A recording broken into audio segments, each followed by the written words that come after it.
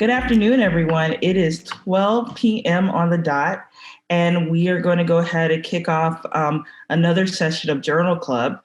Today, I'll get to our guest speaker in a moment, but I want to start with just reviewing our agenda. We are going to go over COVID-19 state of the state, and then we're going to have a discussion about non-COVID patients.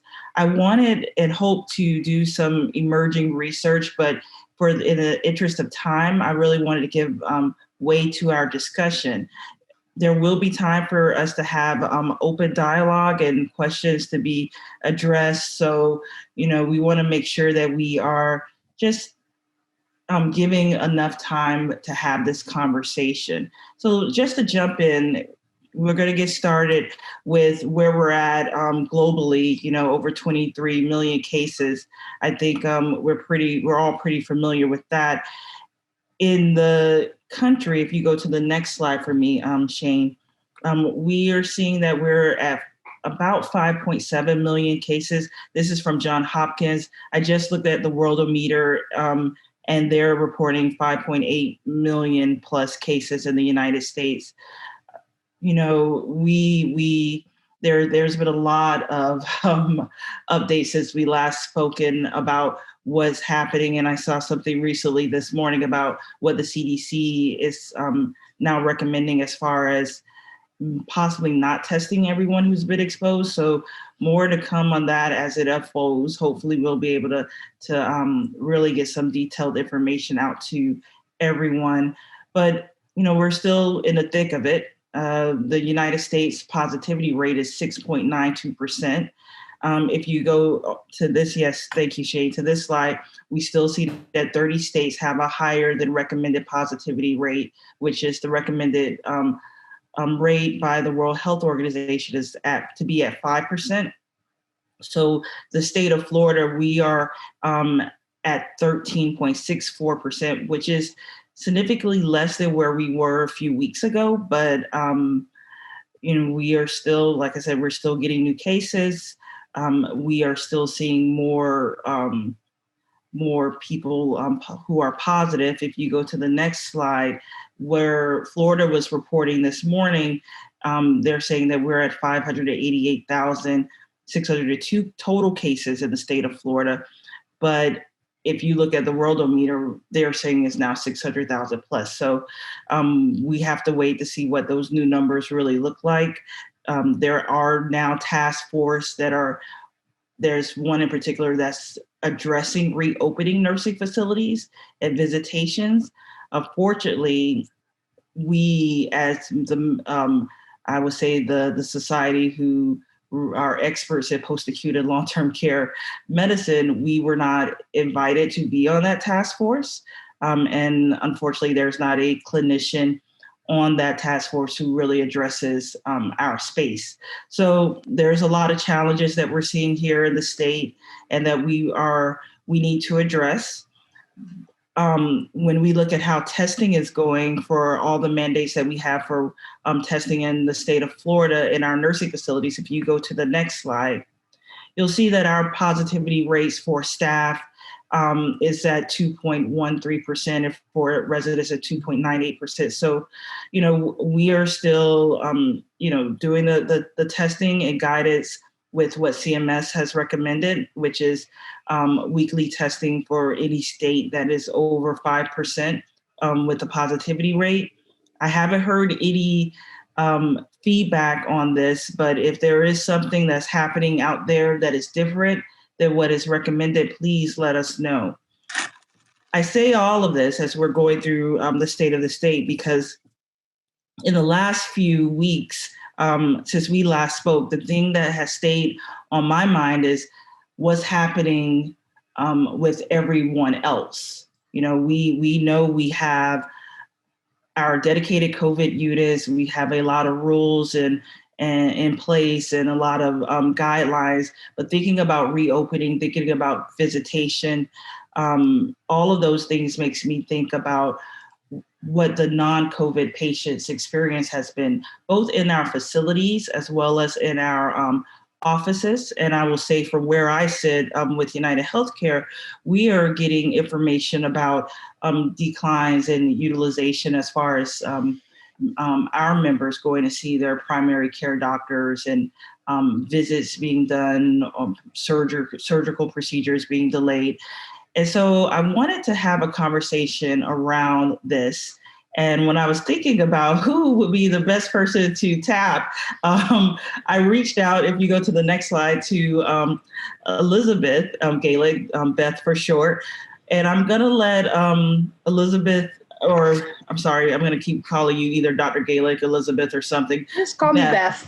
I'm going to let you introduce yourself to our group here today. Okay. Thanks very much, Diane. So my name is Beth Galik, and I'm a professor at the University of Maryland School of Nursing and a nurse practitioner. And I engage in educating nurse practitioner students and medical students and anyone interested in geriatrics at the university and some other places. I do federally funded research focused mostly in long-term care settings with older adults with dementia who've been hit pretty hard by this pandemic, and I think have kind of taken the brunt of things in terms of social isolation and decline. And I continue to practice as a nurse practitioner in community and long-term care settings, mostly in assisted living right now. And my practice is really focused, while it's been broader in the past, is focused on what I refer to as dementia symptom management. And so if you want, I have like a couple of slides, Diane, I can just kind of set the stage and then we can take questions. I think I can. Let's do that. Yeah, I'll share my screen. I tried to send them to you ahead of time, but they were too, I have a lot of pictures in it and it was too big. But I'm going to need you guys to allow me to share my screen. So Shane, can you turn it over? I just made you a co-host, Beth. Okay, cool. All right, let me see if I can do it now. I'm always a little technologically challenged. Okay. Well, that's okay. My kids know how to use Zoom better than I do. I know. Mine too. There we go. It's trying. Okay. So the practice, as I mentioned before, that I'm engaged in clinically is predominantly in assisted living, and I go to different settings. I also do a little home care. So I go normally not in a time of COVID, I go to people's private homes when they have individuals who live there who are living with dementia, who for whatever reason, it's either hard to get them out of the house due to medical issues or gait problems, or because of behavioral symptoms, they don't like going into an office and are more comfortable in their own home.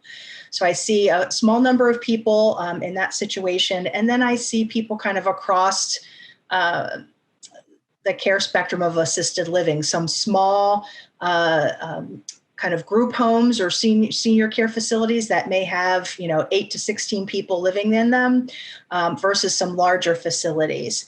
And I've been very fortunate. The residents and patients that I've cared for during COVID-19 have not been affected by the infection. However, there's a lot of the larger facilities in which I engage in some research and things that did get affected.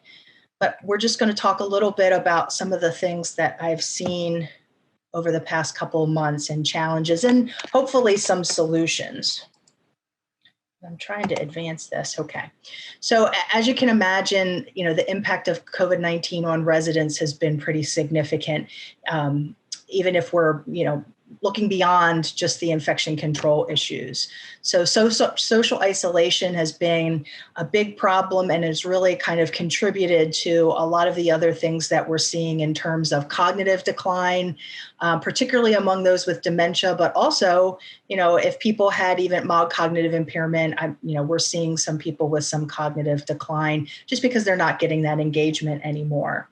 Also, while early in the pandemic, from others I practice with and other colleagues, we all kind of for the first 2 months, found that those with dementia and behavioral symptoms, there was kind of not a whole lot of behavioral issues earlier on. However, as the pandemic has progressed, now we're starting to see more and more of that. And we'll talk a little bit more about that in a few minutes. Another big problem has been the lack of physical activity. There's been a lot of room restrictions. So I'm in Maryland, and we were about 2 weeks behind New York City in terms of when we experienced the peak in our infection rates. And so over the summer, I've seen a lot of challenges in terms of people being limited in what they can do and move around. And we're now kind of trying to get back to that and thinking a little outside of the box about how we can keep them moving in facilities and how we can get therapy in to kind of help but keep everybody safe. And then this has obviously led to increased functional disability. And Diane mentioned the postponement of medical care, as well as caregiver stress on the family's parts, because they're in many instances serving as advocates and even adjunct caregivers, particularly for those with dementia, and not being able to see their loved one outside of FaceTime or a window visit or a door visit. Now in Maryland, some facilities are allowing people to have outside visits. So that's been a good addition, but things are really moving slowly. So there's a lot of caregiver stress. So with the families as well as with the staff who are caring for residents, because they've had to kind of deal with everything with no break. So this is just kind of for the first 2 months of the pandemic, I wasn't doing any visits. It was kind of recommended. Everybody was on a pretty significant lockdown, and I did telehealth. And afterwards was finding some limitations in terms of telehealth, which we'll talk about. And now I'm doing more kind of outside doorway window visits or inside with some physical distancing to try to get a better sense of what's going on. So with telehealth, obviously it's the safest. And the other nice things about it, you're able to include family who may not be living with the patient. So if they have a caregiver who's kind of at a distance, you can include them. It was very confusing since my population all has cognitive impairment. Trying to engage with them on a screen, I'd say 75% of them was rather difficult. They didn't really understand it. They couldn't really attend to it. And I didn't know how much was the technology and how much could have been an underlying delirium. So that made things a little confusing. Also, you need to have a caregiver who has some technologic savvy or someone who can help with parts of the exam as well. And I was finding that I was missing exam findings from the waist down. So there was a gentleman who had, I got a call from him about a behavioral problem. He had pretty significant vascular dementia and had been stable for some time, and then was having difficulty sleeping at night and was getting increasingly more aggressive and taking off his shoes and throwing them at people in the evening time. To make a long story short, it wasn't that he needed more antipsychotic or other medication. It was he had an infection in his toe and he was diabetic and it was painful. And I just had this funny feeling after I did the telehealth visit with him and I was in the neighborhood and I said, bring him to the door. I'll stand 6 feet back and I'll put a mask on and let me just look at him. And I asked some pointed questions and finally figured out with one of the caregivers that, to take off his shoes, and we were able to see that he had a infection in his toe. So that's been some of the challenges related to telehealth. So I've been doing a lot more of these kind of outside visits, and I like them because there's a decreased risk of exposure, not as much as telehealth, but it's great for observation. And you can do with some modifications, which I'll show you. You can do a pretty decent mental status exam with patients. You can assess their gait, which has been huge to try to kind of screen for these problems in decreased mobility and fall risk. With some help from a caregiver, you can do a musculoskeletal exam, and you can look at skin integrity, edema, and some aspects of a neuro exam. The distancing that I try to do with these visits can make communication a little challenging, and it's not helpful when you really need to palpate or auscultate things. But so here's some pictures of kind of some different settings and what they've set up. So two of the pictures are showing a caregiver and get things ready, and a student, a trainee that I'm working with. So we have the providers outside, and inside is the patient.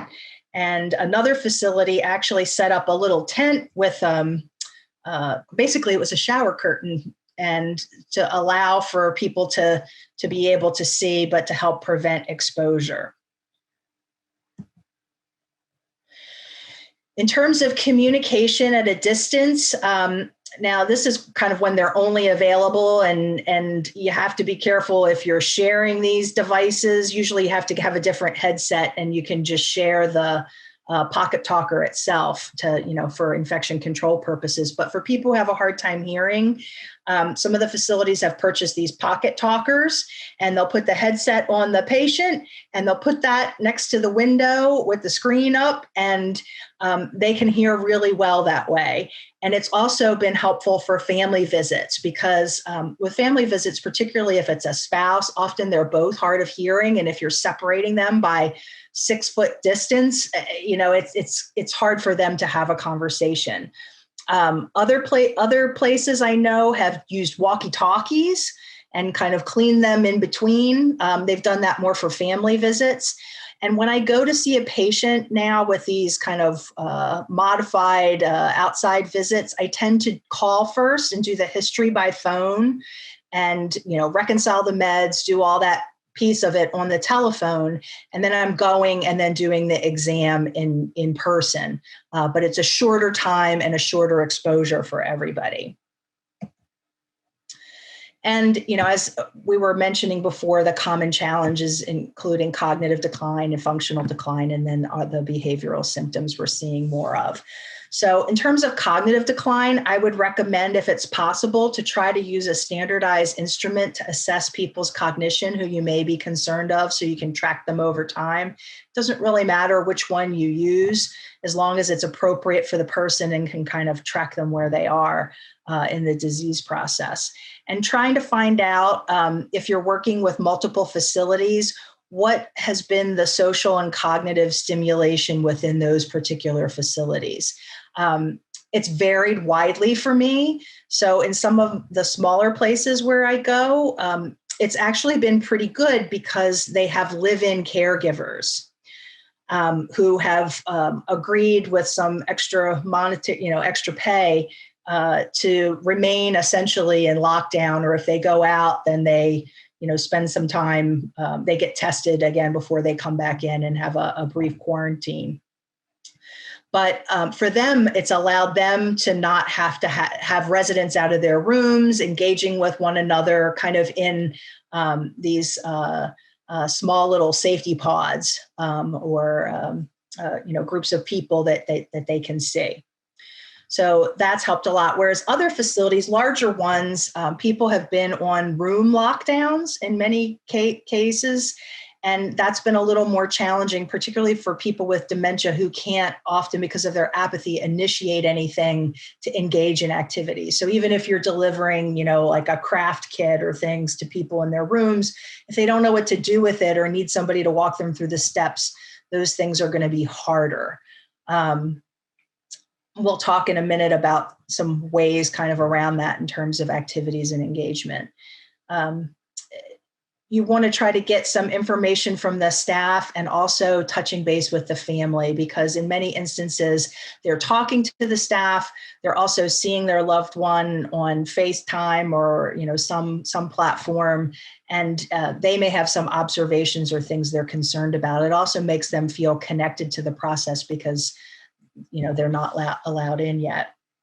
And then have these cognitive changes resulted in a new safety risk? So is there increased wandering, more apathy?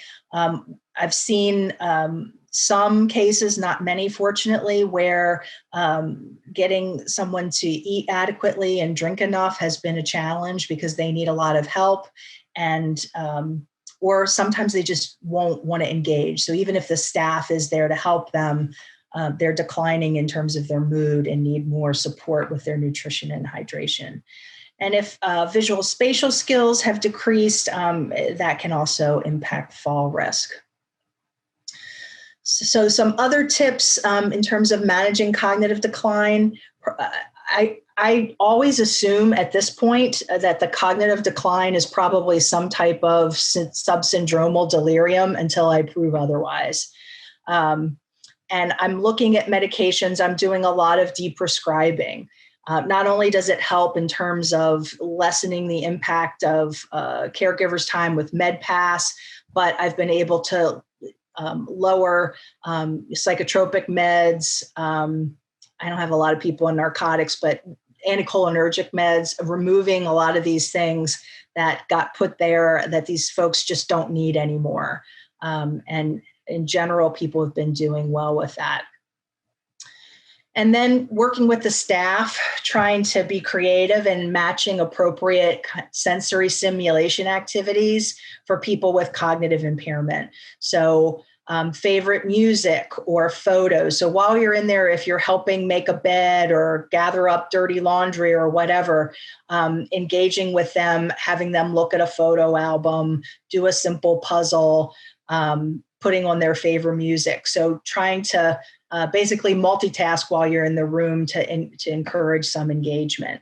And then trying as much as feasible to maintain some type of regular routine, which is hard because, this pandemic has hit staff as well. And I know a few facilities that I've worked with have had massive staff outbreaks when we finally got enough test kits to be able to start testing everyone. And so there was, a lot of people went into quarantine and couldn't work who were familiar with residents, and then you're bringing in other people who don't know folks. So it's been a challenge. So some of the things that we've been trying to encourage people to do is optimizing function and physical activity. One of the greatest tools that I found during the pandemic, because even people with some significant cognitive impairment, oftentimes if they've done it before, it's a familiar activity and it's repetitive. But these pedal stands work wonders. The picture of the woman, she's been engaged in this during the pandemic, and she was a cyclist before. And we brought this to her, and she had been doing very poorly, not sleeping well at night.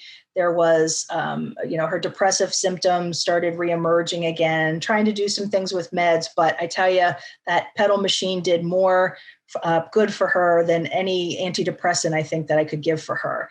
And the caregivers were so creative that they have a computer, and they are able to pull up GoPro videos on YouTube that show, like, people tape them when they were doing their own biking trips. And so they say to her, where do you want to go today? You want to ride in the mountains? Do you want to ride on the beach? And they're able to pull that up. So she really feels that she's riding. The other picture was not taken during COVID, but it's something that we've been able to incorporate across a couple facilities. It's just pool noodles, and probably right now in Florida, there's a lot of them on sale. And we cut them in half. The good thing is they can't hurt anybody because they're pretty soft. And you're able to clean them, well with sanitizing solution. And they're cheap enough that everybody can have a half of a pool noodle. And larger facilities have used these to do kind of activity and stretching exercises with people in their doorways. And it takes an activity staff member kind of usually working with a group of about 6 rooms, if the doorways are close enough, engaging them in some of, resistance exercises and range of motion activities, stir the pot, pump iron, all kinds of different things. This lady's showing how she's bending them. It helps to prevent hand contractures for people who are more severely functionally impaired. So we've had a lot of fun with pool noodles. And then these are some other examples. People want to engage in meaningful activity, whatever that may mean to them. And here's, again, like a little sweeper that's inexpensive. And even if the carpet doesn't need it, it gets her a chance to get up, move about, and, engage in some physical activity. Because people have had trouble and in terms of being in smaller spaces with dementia, they feel kind of closed in. Sometimes activities like shaving can be done more in a common area where there's more space, and you're encouraging the person to do it for themselves, and then you kind of coming back later and maybe helping. And then lastly, outside activities are always great. And there's one of the caregivers doing a daily task in terms of taking out the recycling with one of the residents. Encouraging sit-to-stand exercises are things that can be done when there is room restrictions. And you can even do it when you're when you're toileting somebody, kind of doing an extra sit-to-stand exercise. So this is something to share with the frontline staff who are working with the patients. And it really does help to prevent falls and maintain some strength. We use some creative strategies with these kind of heavy foam horseshoes, because their aim's not so good when they're sitting, but we tell them, stand on up and you're going to get a ringer that way. And it's a way to get several sit-to-stand exercises, and you can space people out to do this. So having some physical distancing. So just some tips in terms of motivating long-term care residents. We've talked a lot about this. The important thing is just try to make it fun. Have role models at a distance, and try to incorporate it into stuff that you're already doing. And here's some pictures of some outside activities. You can see people are pretty physically separated, but they're able to go out and get a little fresh air. I know that after being pretty restricted in my home, except for because the university won't let us back on campus, aside from my clinical visits, I spent a week more or less restricted in another place on a vacation, and a home we rented, and it did wonders just having something different to look at, and getting a chance to walk someplace different. So getting people outside is helpful. This is just a website that has some training videos, not really COVID specific, but it's designed to teach frontline caregivers and family members how to optimize function and physical activity. There's I think about 7 of them. And then further down is also some newer ones that we just did this past fall that focus on people with behavioral symptoms and cognitive issues and how to engage them. And I've been doing a lot of DICE. I kind of did this anyway, but I've been doing a lot of this with the caregivers with telehealth or by phone when they're contacting me about patient behaviors, really kind of trying to get them to give me a good description of the behavior rather than just saying, the person's agitated, can we have more of X, Y, and Z? And in terms of medications, and really trying to get down to what's going on. That example that I gave you earlier of the gentleman who was throwing his shoes, that was a behavioral symptom, but really was a result of a physical medical disorder and pain. So I'm taking some extra time to use this with staff and kind of teaching them about it so that hopefully when they call me in the future, they've had a chance to kind of think about what all the impact of these different things are, and so that we can kind of go through that process. And there's a link and more information related to it. And then this is just a little wheel really talking about some tips for managing behavioral symptoms and things I've been sharing with the staff. We're exploring triggers for people who have severe dementia. They've been in a lot of isolation, and if a staff member comes in and then kind of starts talking real quick and touching them and moving them and doing a bunch of things, it's kind of a big shift for them. So kind of going about that a little more gradually and avoiding too much talk and too much touch. Role modeling, trying to get people to do things themselves rather than watching the resident, having them engage in that process, because at least it gives them some range of motion and something to do. Because there are so many restrictions in place, I think I found that caregivers have slipped back a little bit and I found that they were really good about this, but now that there's all these restrictions, they're saying no more often. And when you say no, particularly to someone with dementia, like, no, you can't do that, or you have to stop, or no, you can't do this, they tend not to hear that very well. And so working on those basic communication skills again, and saying, if the person's out of their room, take them for, if there's nobody else there, take them for a little walk, turn them back around, take them back in their room, have them wash their hands. Usually it's not a major issue. And then just trying to empathize with the emotions that are being expressed, especially when you're working with families, and again, trying to avoid the meds when possible. These are other caregiver resources that they're all kind of the function focused care and the UCL training videos are all videos. They're all freely available. They don't cost anything. You don't have to pay. And the nursing home toolkit just has a lot of information about promoting positive behavioral health in long-term care settings, particularly nursing homes. So that's it kind of for just what I've noticed and what we've tried to do here in Maryland over the past couple of months. But I'm happy to take your questions or your observations of what you guys are experiencing. Yeah, I thank you for that. It's really interesting to see the way you're engaging for activities and therapy, because I think that's been a major challenge for us. I wanted to know, in a lot of those pictures, I didn't see any masks. And I think in many of our facilities, we're having people who are masked, and it's been a challenge. I had a nurse send me a message asking, if I had any thoughts about how to keep certain patients in their mask because it's such a challenge. What have you guys done differently or are doing? So one thing that's happened, some of these pictures were taken kind of pre-COVID.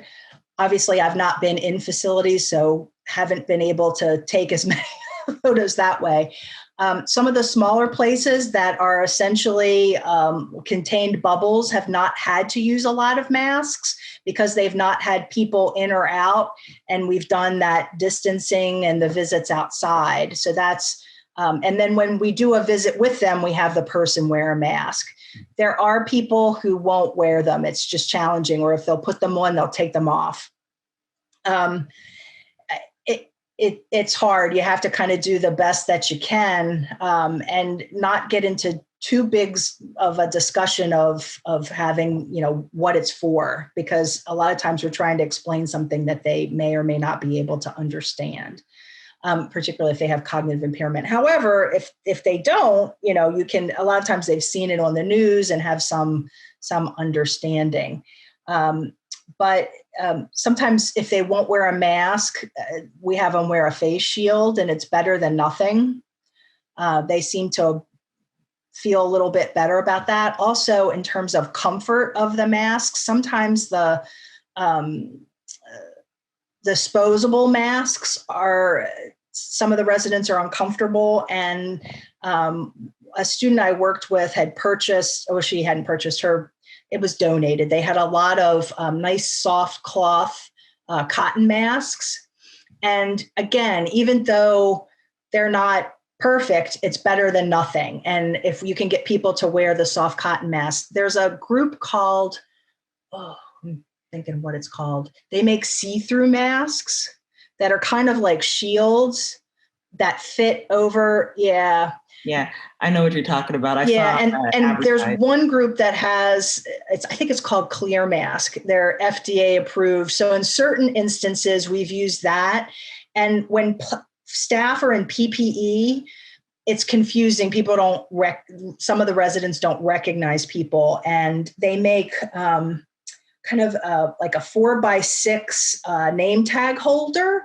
And so the staff have, in some facilities, have taken pictures of themselves smiling with no PPE and put that like on themselves so that they can show the resident, like a lot of times they still recognize the person, like, this is me. Like, you can only see my eyes and, my hair's covered up, and all the things that are familiar aren't there anymore. So those are some strategies, that we've used. And let's see. Some of the staff have tried to make things kind of fun. They've had one place had a Christmas in July party, and the staff wore kind of goofy sweaters. And now when you have a COVID outbreak, a lot of these things you can't do, but some facilities have even cohorted people. So they've once they've been tested and kind of shown to not, have COVID, they've kind of grouped people so that they can have, a couple days a week, maybe, of dining. They're still physically distanced, but they're together. But they're together to try to minimize the social isolation. So a lot of it's just being creative and figuring out what you're doing, and then just clearly documenting how you're trying to kind of balance the needs of the residents in terms of preventing infection, but also minimizing the negative impact of social isolation. I like the comment that you mentioned about the wanderer, because I was thinking about our hopeless wanderers who they're going to wander no matter what you give them, no matter what you do. The redirection of that, I could see as being a significant challenge if you have someone in fully attired PPE. It could be very frightening, I would imagine. Yeah.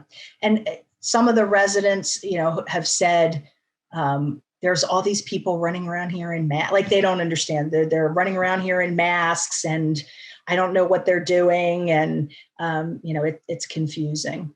Some of the one place that did a fair amount of cohorting, they cohorted all their wanderers together.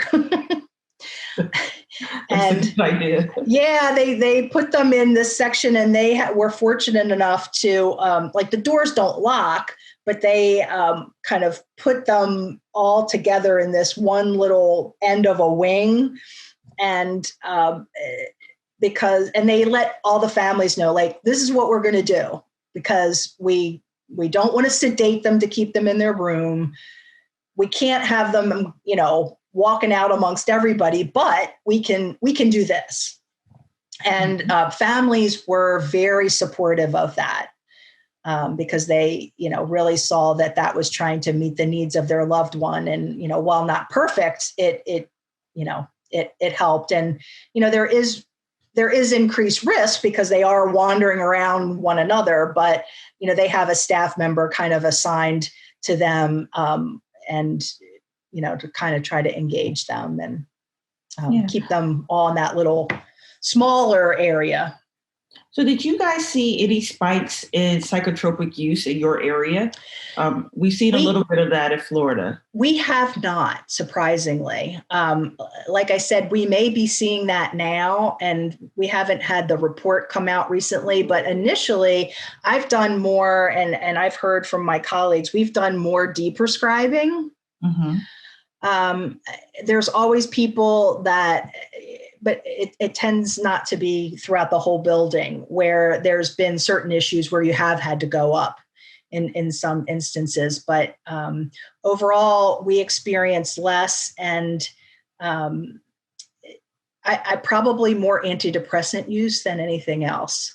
So not as much antipsychotic, not as much benzo, but more antidepressant, I think. So you mentioned earlier that the caregiver stress. What have been the biggest challenges around dealing with the family members as well as the caregivers who are in the facilities? So first, with the family members, I guess the biggest thing is dealing with the anger. And like, I'm used to them being upset with me. I don't like it, but I understand it. I think it's harder for the staff that are in there day in and day out, who are making all kinds of changes in their own lives to try to, keep themselves safe and then keep the residents safe. And they're doing what's mandated by CDC and CMS. And then they have family members kind of screaming and yelling at them. So one of the caregivers said to me that she had a family member out in the parking lot when she was leaving work, and come there at this particular place, there was a COVID outbreak. And the family member was screaming, "How could you have let this happen? How could you have let this into the facility?"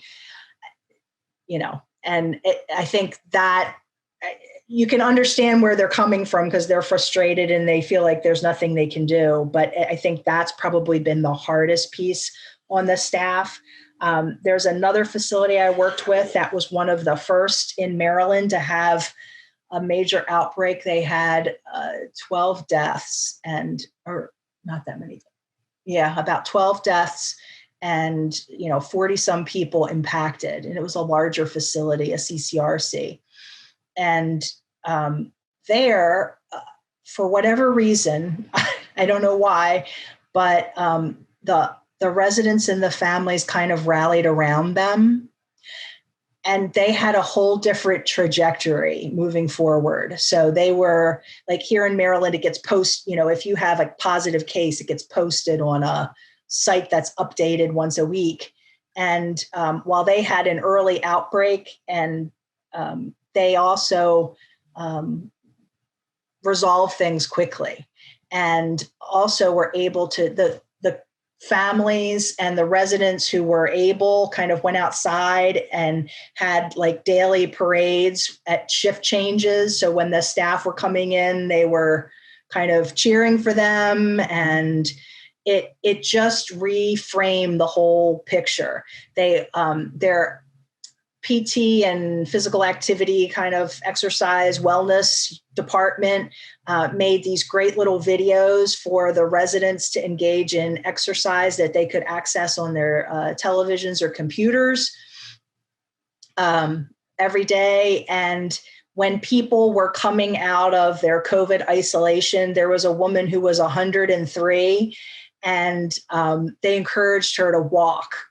And she did, and they taped it, and they got permission, and then they posted it, and it was in the paper. So there was like a lot of positivity. The other thing that facility did that I think other facilities may not have done to the extent that this one did is they were very honest and upfront before things were being posted here in Maryland. Like, they were communicating with the families with a weekly newsletter, as well as a call where people could ask questions. So they really opened the lines of communication early. They were honest. They were talked about, what they were doing, and they had a very different trajectory than a lot of other places that had major outbreaks, mostly because they had that support. Mm-hmm. Wow. Well, I mean, I think that's wonderful. I know we had a couple of facilities down here before it, our second spike in cases. They were doing parades and some other things to really celebrate the staff and have the family members come out and at least see people. So I think those are like amazing and wonderful ideas. I'm wondering how, and maybe you could shed some light, what has been the impact of us changing our operations in our buildings? Some patients were probably getting labs and x-rays more frequently than they are now, going out to the specialists. What have you seen? And is there any delays in care that are concerning for you or your team? So kind of good changes and bad changes. I think sometimes those x-rays that were being ordered, maybe you could get by without having yeah, or some of the labs, where in other instances it was more significant. The place that had the little tent, they eventually put up a tent that could be kind of private, and they used that for medical procedures. So like if somebody needed to have a catheter changed, they would bring them out there, so that could be done with the home health nurse that was coming into, the small little group home. So people got creative about how to do those type of things. I think seeing specialists, that's kind of dropped off significantly, or it's happening via telehealth. Again, can be good or bad. Yeah, it can be. And in working with facilities, we're just trying to prioritize what's really important, who needs this. A colleague out in Arizona was telling me a story yesterday where her husband's a CMD at a facility, and the transport to take one of the residents to dialysis didn't show and wasn't going to show. And the nurse was in tears, but they basically, the facility was about 3 blocks away. And so the staff wheeled the resident over there. Oh my God. I know. So I know. Yeah. It's challenging. I think you're seeing less people go out to the ER, which can be a good thing. But also I think it's when people have really needed it. So I had someone who got very bradycardic and needed to have a pacemaker placed, and he went in, and because in the hospital, they still wouldn't allow families to come in. And they weren't communicating very well with the family. When he came back, it was kind of a disaster, and the family took everything out on the staff that they could have access to.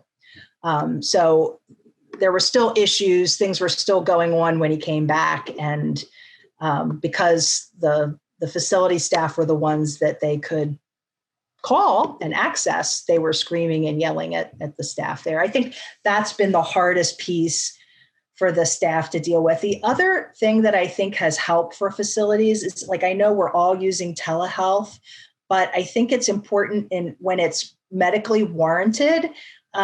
In some instances, having that medical director or the nurse practitioner or the provider come in, and because the staff have to come in.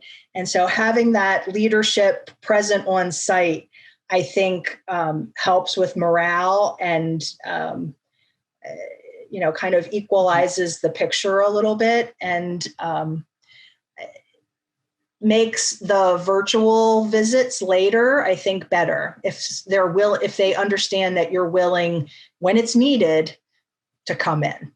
I definitely agree. I think that's been an area where we've a lot of conversations that I've had here in Florida, like when should you come in? How do we meet those challenges? I think the president of FAAN, he was explaining that he had a patient who was in the hospital for 2 weeks and had not been seen until, I guess, he came to the nursing facility by any doctor, like face to face. Right. So I think that is a real big challenge, and it makes me wonder about the way we are doing things as a whole. What's going to stay around, what's going to need to change, and how we're going to need to approach our patients. Both like in and out of the facilities. Yeah. The telehealth has been a great tool, but it doesn't solve everything. And unless there's a plan in place to have non-nursing staff working to kind of go around with the camera and the computer and everything, it gives the staff something else to do. And they do it because it's important, but it just puts another added burden on them. The other thing that I've seen kind of fall off a bit that I think will have we may see more of this come the fall, which will be pretty bad, is less oral care. That's kind of gotten shifted for people who can't do it themselves, or if somebody's going to fight you and you're sweating under multiple layers of PPE, and that's creating droplets, and it's not going to happen. Yeah, I hadn't thought about that. That would be a big challenge. Yeah. Oh my gosh. Yeah. A big source of issues as far as if we have patients who are already not engaging and they're not getting their oral care, what could happen with the way they eat, everything. Yeah. It just has a lot. And I think we're not going to see the sequela of that until further in the fall. But I think it's coming.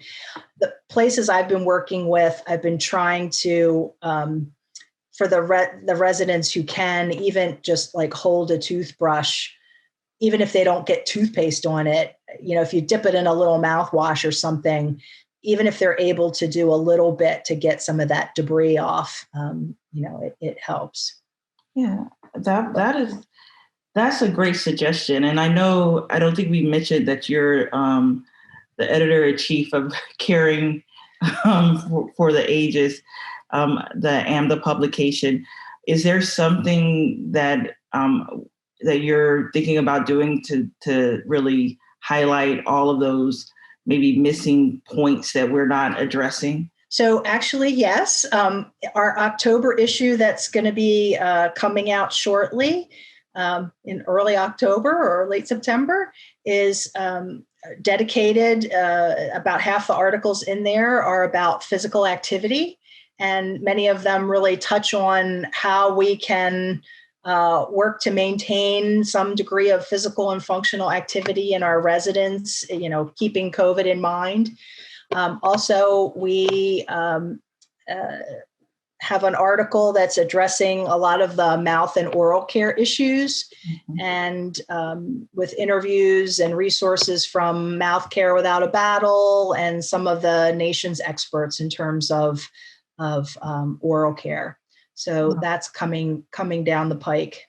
And that wasn't a setup question. I didn't know. No, it's fine. It's actually, but I was reviewing a lot of the articles this morning, so they were kind of fresh on my mind. Now, I saw an article in JAMDA about music and memory, and I was wondering, and thinking about all the things that you were showing us, the walkie-talkies, all the possibilities. Have you seen anyone implement a music program during this pandemic that for those residents, just to keep them engaged or entertained? So, I've seen people use throughout. They've not necessarily done it during the pandemic, but throughout have tried to use music to try to help. The challenge with music is often the music that's either going to be calming or engaging someone to move or walk or whatever has to be individualized. Yeah. And so what might be preferable to one person isn't going to be for others, and not everyone will wear those little headsets. I think it's a tool in the toolbox. I think it helps, particularly for people with later stage dementia, because the part of the brain that deals with with music is further back and doesn't get affected so much until later. So I think that's why it works. And it's another tool, but again, it's not a panacea. There's one lady pre-pandemic that had pretty severe dementia, couldn't really talk, and she didn't understand when she could still walk, but needed help. And she didn't understand when staff were trying to take her to the bathroom. And so they would try to kind of lift her up, pull her up, and she would go the other direction. And with her, they used music. She liked big band music. And so they put it on a little boom box that they had, and they would dance up to her and then put their hand out, kind of like, come be my dance partner. No words. And she would hold the hand and then stand up. And so they used that as a method to get her to stand up without resisting and fighting. And so, you can use music in a lot of ways. I don't think it has to be a set program where like everybody has to be hooked to their iPhone or yeah.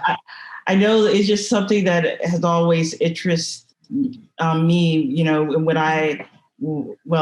When I lived with my grandmother who had dementia, it was a way that we kept her engaged, and I just learned to sing to patients, depending on what they like. And I've already told my kids that if I end up in a nursing home, make sure they play something like Bon Jovi, classical, because if you want me to be entertained or get up and do something, exactly. So it's interesting, and I'm still unpacking that study, but I'm like, okay, maybe given all the opportunities, the challenges that this pandemic has raised, but there's still opportunities for us to think differently and to address things differently. And to try, I think one thing that's been nice about this is because we've had to be flexible to deal with so much of this, people are more willing to try something new that before they would have been like, no, we don't do it that way or what have you. But they're a little more open to trying things. And I know I've dominated all of your time, Beth. Is there anyone who has any questions in the 5 minutes that we have left?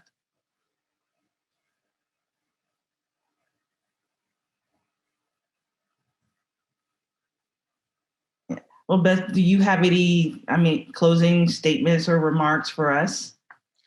Just, everybody hang in there and keep doing what you're doing, and, be flexible and be forgiving, because everyone, I think, is a little on edge,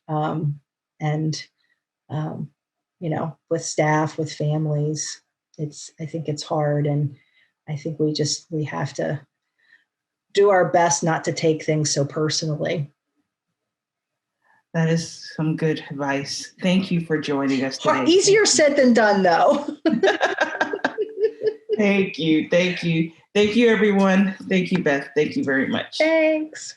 Bye, everybody.